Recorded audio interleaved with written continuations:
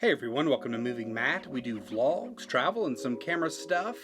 And today I wanted to talk about my first impressions of the Sony a7S III.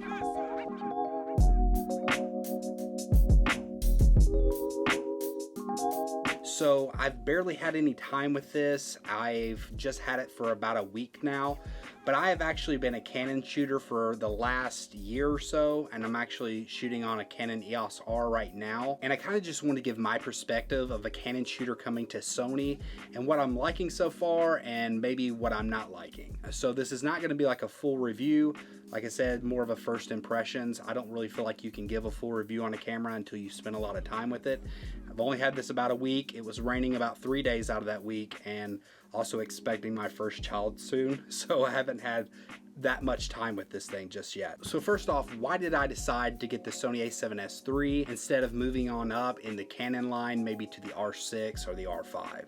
I will say that I haven't completely given up on Canon whatsoever. I'm still planning on shooting with my EOS R and using that primarily for my stills photography. But the reason I decided to get the Sony a7S III is really a lot of reasons, but a lot of them are kind of personal to myself and my situation and may not resonate with you, so it might not be the right decision for you to do that. It might be a right decision for you to move up to the R5 and R6.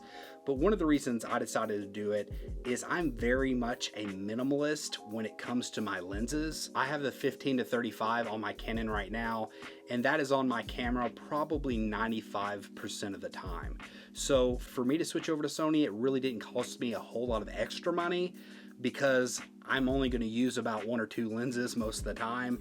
I may, of course, adopt more lenses in the future, but I know for myself right now, I only needed 2 lenses with this camera, and I'm really only using 1 lens on my Canon EOS R. Another reason I went with this camera is I'm primarily a video shooter at this point, and I just loved all the extra video features that you get out of this camera. I love the idea of having dual slots that did redundant video, which brings me to another reason, and that is that I shoot in a very warm climate most of the time. I live in Tennessee, and during the summer it gets extremely hot and humid, as well as my wife is from Vietnam, and we're hoping to be able to travel over there, and the temperatures are just absolutely insane. And so I wanted the dual recording because I'm going to be in places that I may never be able to visit again, that I can't necessarily go back to and be like, oh, I lost the information, so it's no big deal, because it would be a big deal for me. And also, I do not want my camera overheating, and pretty much this camera doesn't overheat unless you put it in a very unrealistic situation like direct sunlight, maybe on like a trampoline, a black background. And I'd say the final big reason is just the fact that I have this YouTube channel and I'm doing a lot of news on Canon and Sony and other cameras as well. And I don't really want to feel as biased as I started to feel when I was at one system. I want to be able to give my honest opinion about things, and I've always tried to be honest with it, but I know there's a tendency to become a little tribal with the camera system that you're bought into.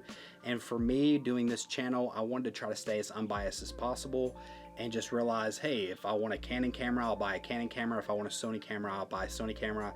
I'm just gonna get the camera that works best for what I'm doing and get the tool necessary for what I need. So those are my reasons that I actually wanted to go for this camera and not go to the R5 or R6. And you know, 8K, which is extremely awesome, but I didn't feel like 8K was a necessary step for me right now. I don't even have the computer that could handle 8K.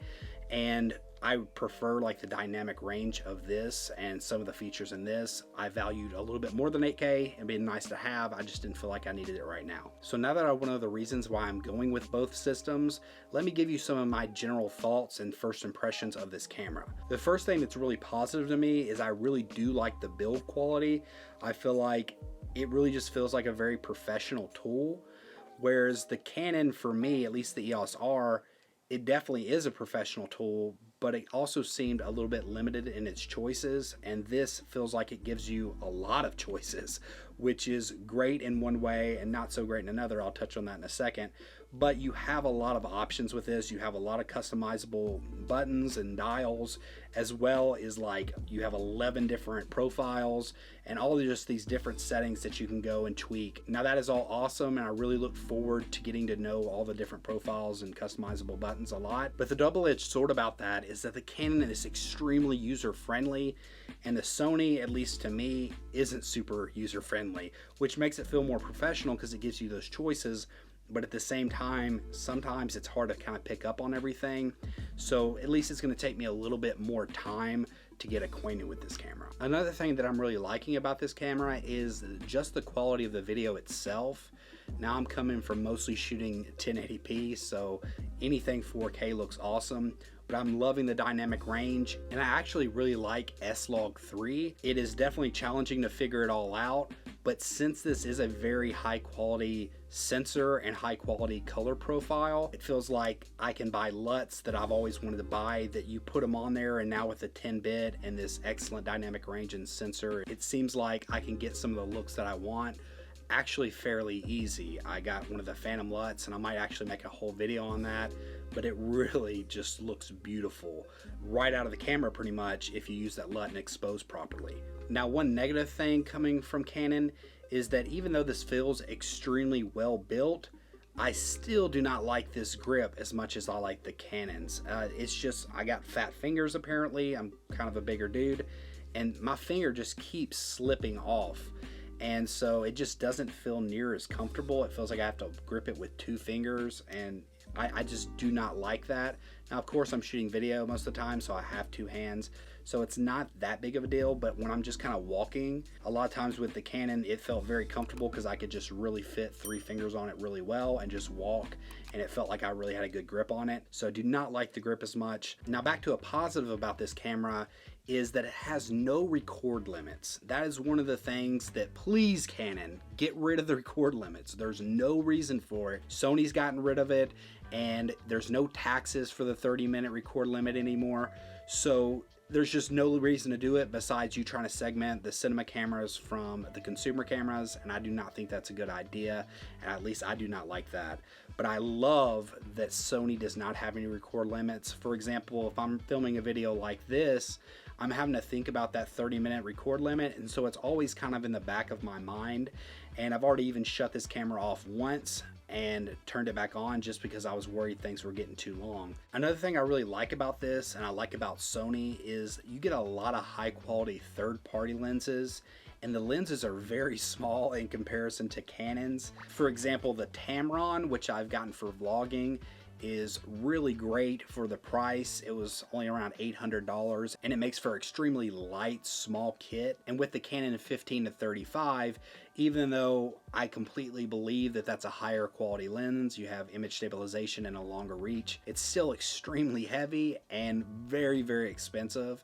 So personally, I like the idea of being able to buy 2 lenses that are third party but yet very high quality, and they work pretty much as native lenses on this Sony system because Sony gives them the proper software.